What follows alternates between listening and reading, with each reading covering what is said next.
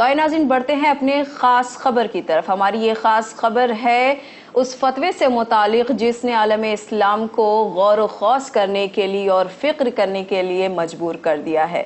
جی ہاں ناظرین، ہم بات کر رہے ہیں مصر کے الازہر کے مفتی و عالم ڈاکٹر الطیب کے دیے گئے فتوے کے متعلق، جنہوں نے اس فتوے میں شیعہ اور سنی حضرات کے درمیان پیدا ہونے والی غلط فہمیوں کے نہایت ہی امن اور صبر کے ساتھ تمام جوابات دیے ہیں۔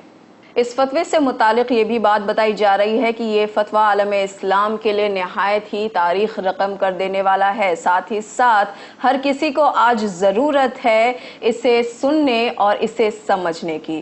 جی ہاں ناظرین، ہم بات کر رہے ہیں پچھلے دنوں ایجپشن چینل پر دیے گئے انٹرویو میں بتائے گئے وہ تمام سوالات کے جوابات جنہیں دیے تھے الازہر کے مفتی و عالم ڈاکٹر الطیب نے، اور اس ٹی وی چینل پر پوچھے گئے یہ سوالات اور ان کے جوابات کچھ اس طرح تھے۔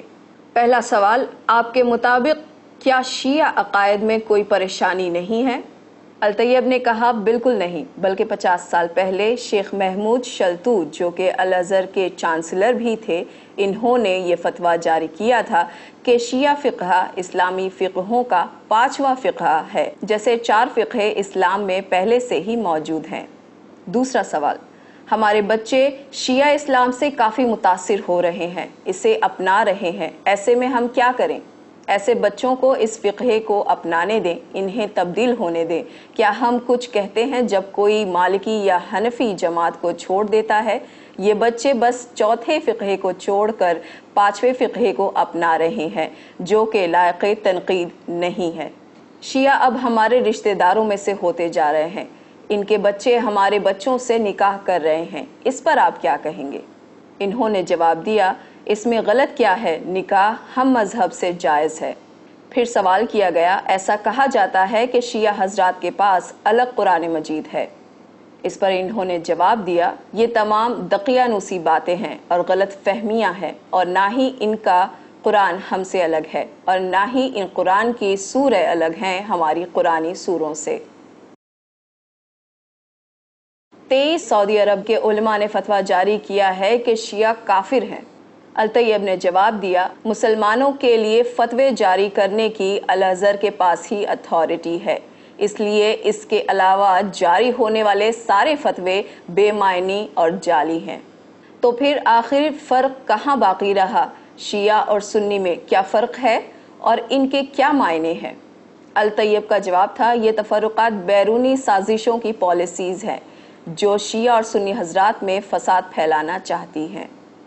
ان کا اگلا سوال، میرے پاس نہایت سنجیدہ سوال ہے، اور وہ یہ کہ شیعہ حضرات ابو بکر اور عمر کو نہیں مانتے، تو پھر آپ کیسے کہہ سکتے ہیں کہ یہ مسلمان ہیں؟ الطیب نے جواب دیا، ہاں یہ حضرات نہیں مانتے، پر کیا ابو بکر اور عمر کو ماننا اسلامی قوانین میں شامل ہے؟ ابو بکر اور عمر کی کہانی تاریخی ہے، ان کا اسلام کے بنیادی عقائد و قانون سے کوئی لینا دینا نہیں۔ ان سوالات پر حیرت زدہ ہوتے ہوئے ایک اور سوال کیا گیا کہ شیعہ حضرات کا بنیادی مسئلہ ہے، اور وہ یہ ہے کہ شیعہ حضرات کہتے ہیں کہ ان کا امام وقت 1000 سالوں سے اب بھی زندہ ہے۔ الطیب نے جواب دیا، ہو سکتا ہے کہ وہ زندہ ہوں، کیوں، کیا یہ ممکن نہیں ہے؟ پر یہ کوئی ضروری نہیں ہے کہ ہم سنی حضرات بھی ان کی طرح اس پر عقیدہ رکھیں۔ آخر میں ان سے سوال کیا گیا، امام محمد تقی علیہ السلام کے حوالے سے رپورٹر نے پوچھا کہ شیعہ حضرات کا یہ بھی ماننا ہے کہ ان کے ایک امام کو امامت 8ویں سال میں ملی، کیا یہ ممکن ہے کہ 8 سال کے بچے کو امامت ملے؟ الطیب نے جواب دیا کہ اگر ایک نومولود بچہ نبی بن سکتا ہے جسے ہم نبی عیسیٰ کے نام سے جانتے ہیں، تو ایک 8 سال کے بچے کا امام بننا کیا مشکل و ناممکن ہے؟ اور یہ بات کوئی عجیب بھی نہیں، حالانکہ ہم اہل سنت حضرات اسے تسلیم نہیں کرتے، پر شیعہ حضرات کا یہ عقیدہ اسلام سے باہر کا نہیں ہے، اور نہ ہی اسلام کو اس سے خطرہ ہے، اور یہ حضرات مسلمان ہیں۔